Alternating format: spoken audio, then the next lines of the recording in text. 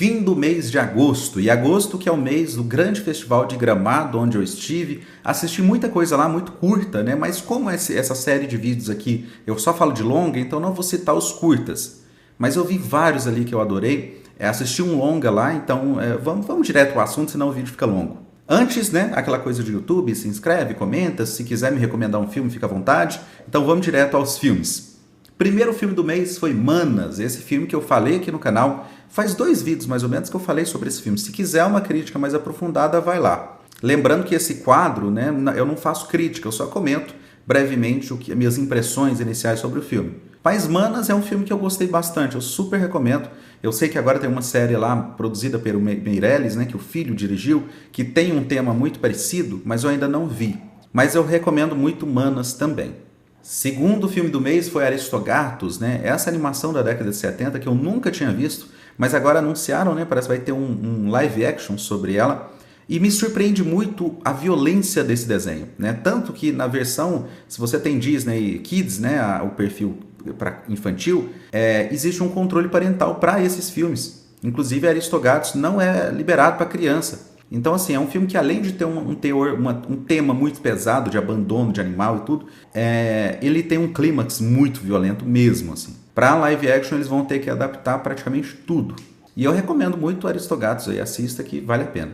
Na sequência eu vi essa série da Netflix, né, Beef. Essa série que é curtinha, os episódios têm 20, 30 minutos. A dupla de personagens aqui, os protagonistas, né, o casal, eles são muito bons, assim. É impressionante o que eles fazem. Tem um subtexto bem interessante que relaciona a depressão, a ansiedade, até a questão do estrangeiro dentro de um país como os Estados Unidos.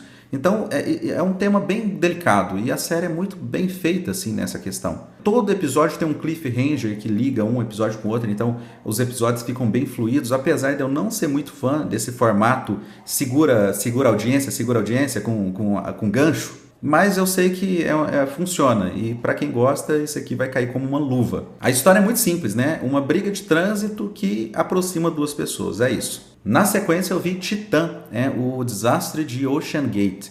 Vocês lembram daquela história do submarino que foi lá nos destroços do Titanic e implodiu, né? Morreu um monte de gente, inclusive o dono da Ocean Gate morre.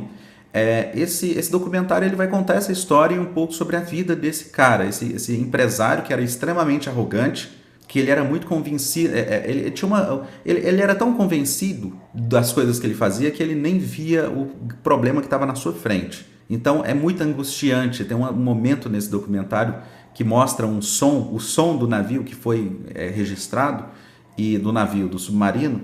E é muito angustiante ouvir ele quebrando e o cara simplesmente ignorando que o casco do submarino estava rachando. Mas vale a pena. É uma história bem, bem profunda. Literalmente, né? Depois eu revi o Finding Nemo, né? O Procurando Nemo. É impressionante saber que esse filme é de 2003, né? Da época do Senhor dos Anéis, olha só. E a qualidade gráfica desse filme é padrão atual, assim, né, para animação da Pixar. E eu gosto muito do subtexto que esse filme tem. Existe assim, é um filme muito maduro. Então, o Procurando Nemo, ele não é só um desenho sobre perdi, eu tenho que procurar o Nemo. Não, é uma história muito, muito profunda de paternidade, de trauma, né? Existe um negócio da Dory, que eu adoro, que ela é a grande heroína dessa história, né? E é uma ótima personagem. Todos são ótimos nesse filme. Então o Nemo é uma das melhores animações aí da Disney / Pixar, né? Depois eu vi Querido Mundo. Isso eu vi lá em Gramado já. Eu vi essa exibição no lançamento com o elenco, com o diretor. O Miguel Falabella dirigiu, ele estava na sessão. Os atores. Então é bem interessante esse momento de lançamento em festival, porque você está ali com os atores, enfim. E é um filme baseado numa peça que inclusive o Falabella já interpretou em tudo, que conta uma história muito simples, né, de um romance que acontece num lugar meio inusitado, nos destroços de um prédio que eles ficam presos ali por uma razão que seria spoiler contar, mas vai desenvolver um romance ali. É um filme, eu diria, em certo nível, principalmente no seu fim, a adaptação de peça para filme não ficou muito bem feita, não.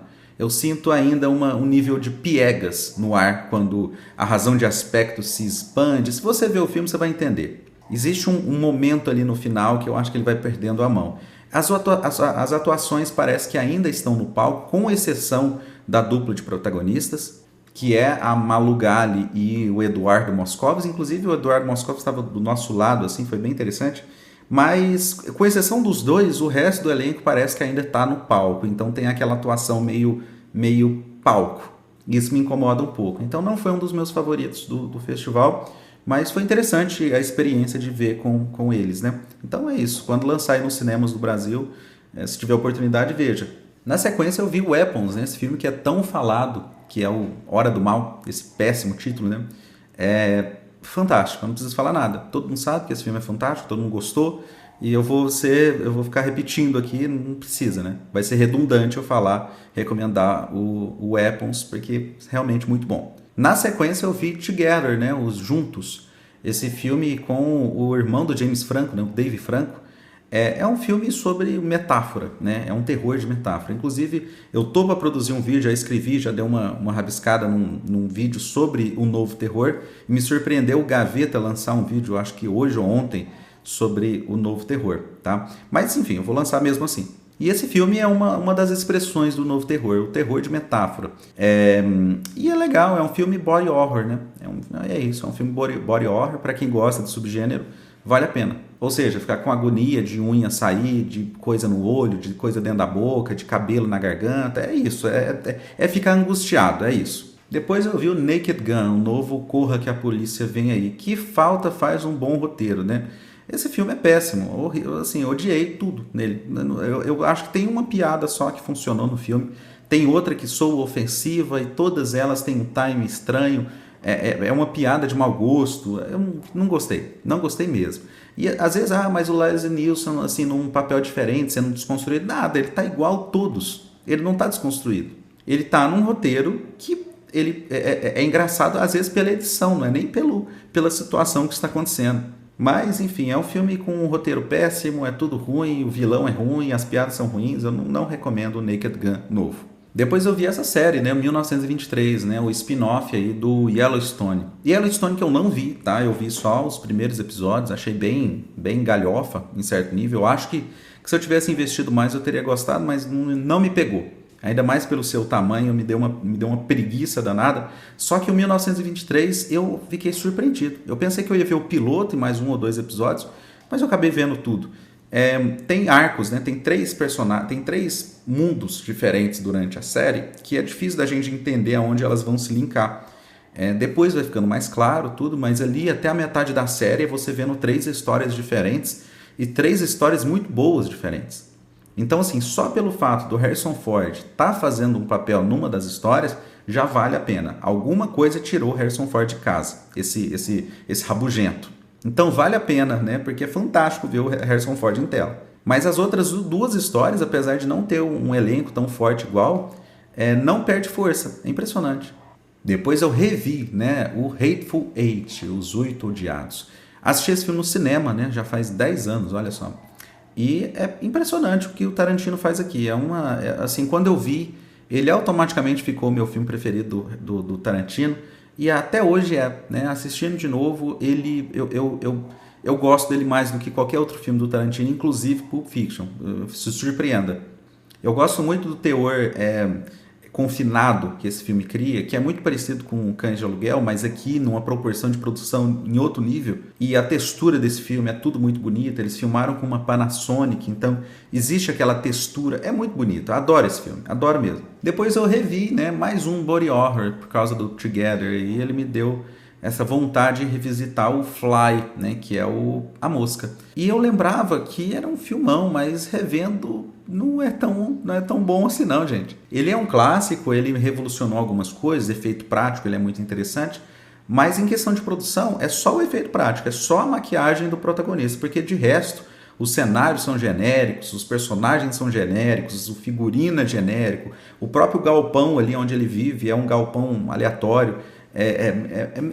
O design de produção do filme quase não existe, né? Uns lugares vazios, então assim, parece que todo o dinheiro foi para maquiagem, o resto acabou. Então, revendo, eu não gostei do Fly mais não, impressionante. Depois eu vi o Cactus Jack, O Vilão, né? Em inglês é só O Vilão, né? The Villain, que é um filme do Kirk Douglas. Inclusive, eu tô lendo a autobiografia do Kirk Douglas, eu comprei num sebo lá em Porto Alegre.